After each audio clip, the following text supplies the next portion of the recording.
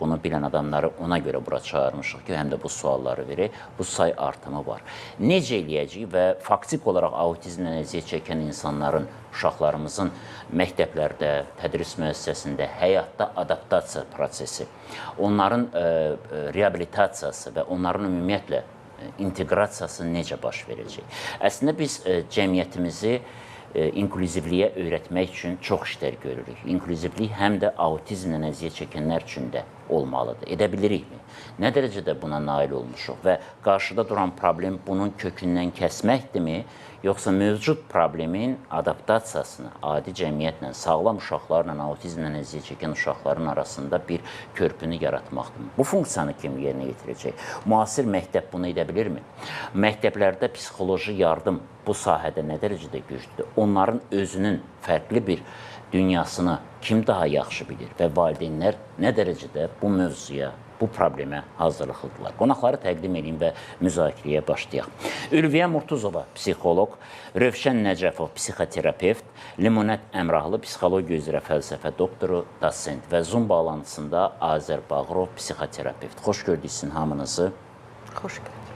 İcazə verirsə, mən Limonət xanımdan başlayayım. Limonət xanım, sualı çox birbaşa qoyacağım. Nədir autizm və necə bilək ki, uşaqda autizm var?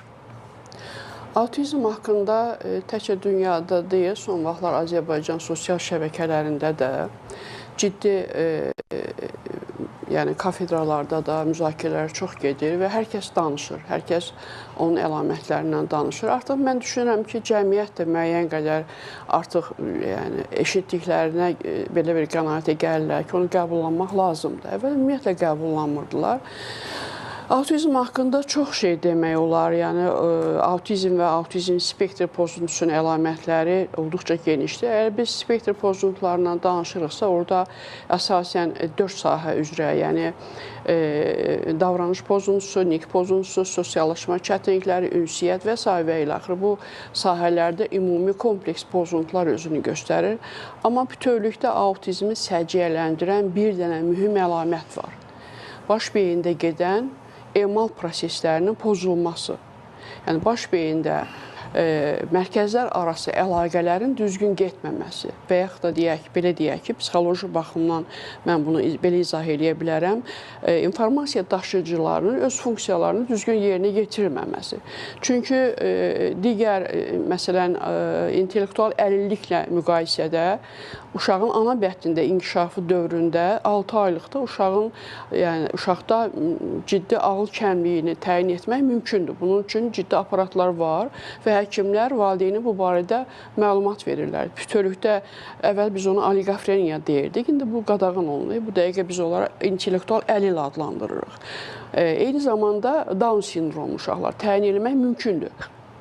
Amma autizm uşaqların beyin mərkəzlərindəki o dalğaların gedişini, bunları təyin etmək çətindir. İndi son bir məqalələrdə belə bir məlumat mən oxudum ki, Stanford Universitetində ana bəhtində 4 aylıqda bunları təyin olunur hələ laborator şəraitində. Yəni, bu barədə hələ dünya elminə, ictimaiyyətə bu barədə ciddi bir məlumatlar verilməyibdir. Ona görə də autizmi təyin eləmək, autizmin nədən əmələ gəldiyini demək bu barədə o qədər mübahisəlidir ki, həkimlər daha yaxşı bilərlər bu məsələdə, genetiklər daha yaxşı bilərlər. Amma bizə verilən məlumatlar budur ki, ana və atada 16 və daha çox sayda sindromlar birləşir, bir neçəsi birləşir və ana bətnində inkişaf dövründə autizm yaradır. Yəni, beyin mərkəzlərinin, emal proseslərinin gedişi, inkişafı, psixi inkişafı pozulur. Nəticədə bizə məlum olan belə bir əlamətlər yaranır.